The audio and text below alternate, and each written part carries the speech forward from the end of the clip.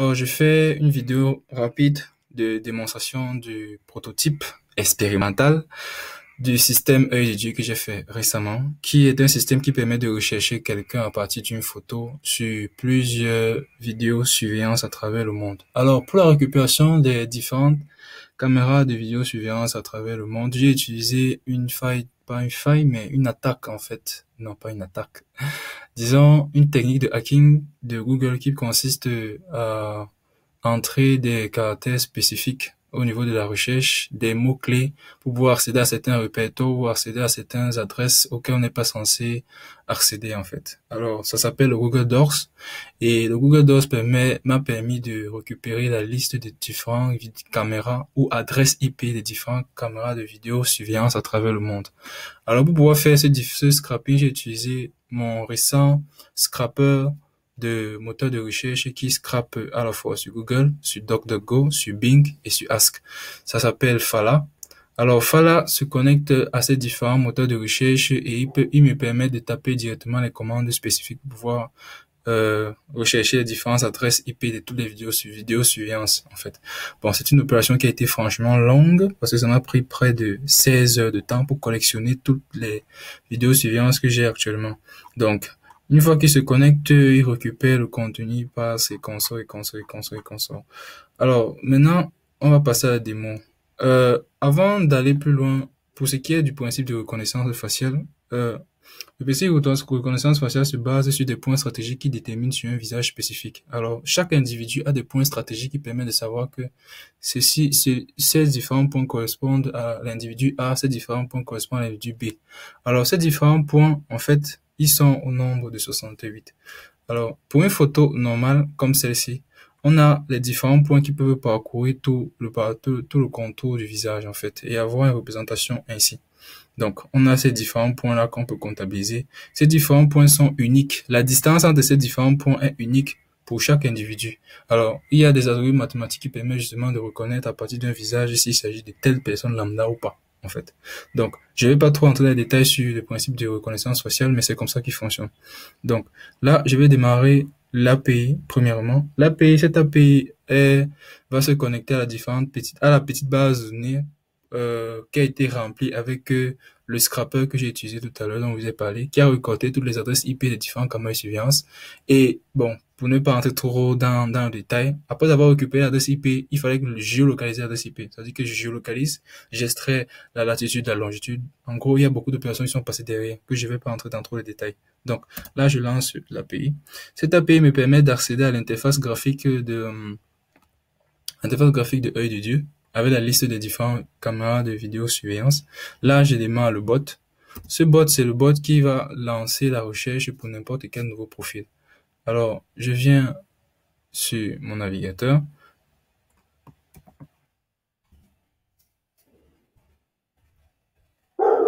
Chakaboum. Là, j'ai la liste des différents caméras de vidéosurveillance dans le monde. Alors, je peux bien scroller. Au total, nous avons plus de 841 243 caméras vidéosurveillance. Donc, on se rapproche à 1 million de caméras vidéosurveillance à travers le monde. Donc, j'ai mis un système d'infini scroll. Ce système d'infini scroll permettra de charger progressivement. Vous avez monté d'abord à 12 et passer à 24. Alors, il n'y a pas vraiment grand monde dehors. J'imagine que c'est à cause du coronavirus. Donc, du coup, on n'aura pas la possibilité de voir trop de grand monde, en fait.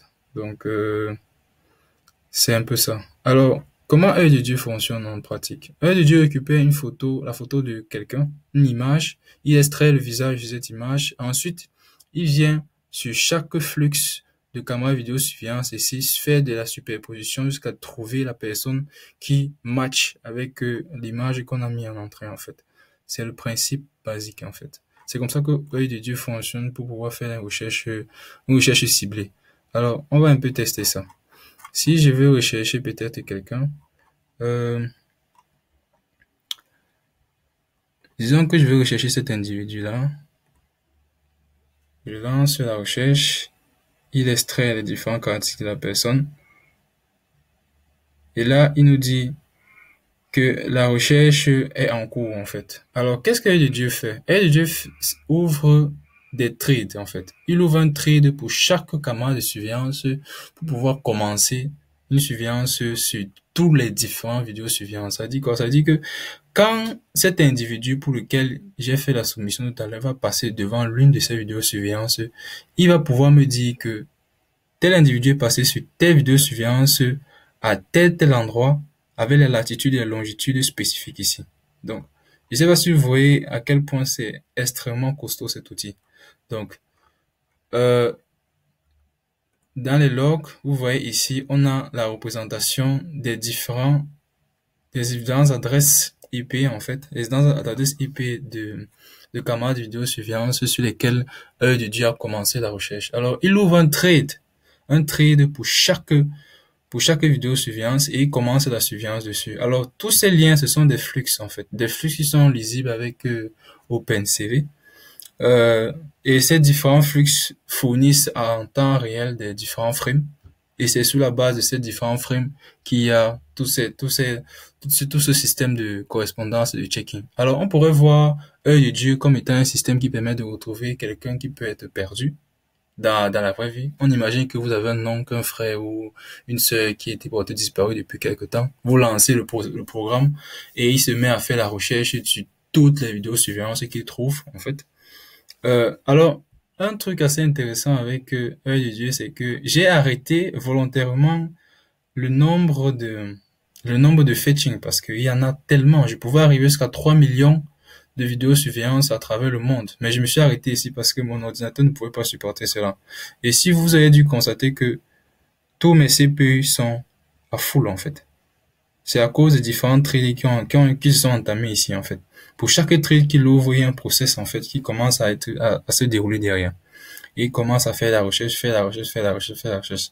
Quand il trouve le matching, il interrompt et tchakaboum. Donc, en gros, c'est comme ça que fonctionne œil de Dieu.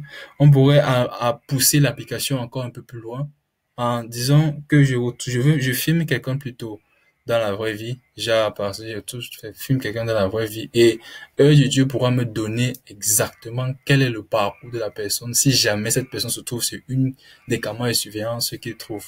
Ça, on pourrait se baser sur ce système aussi pour faire de la surveillance ciblée de quelqu'un ou des infectés du coronavirus. Bon.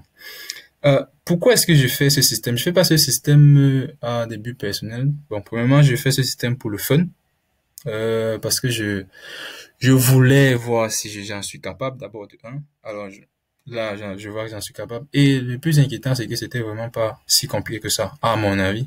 Bon, pour moi, c'était pas vraiment si compliqué parce que il a juste fallu un peu de jugeote pour pouvoir en arriver à ce résultat. Euh, je je pense que c'est bon pour la démo. Si vous avez des questions, vous pourrez les poster en commentaire et je vais faire tout pour y répondre. Merci de m'avoir suivi et soyez très prudents pour le coronavirus. Stay safe.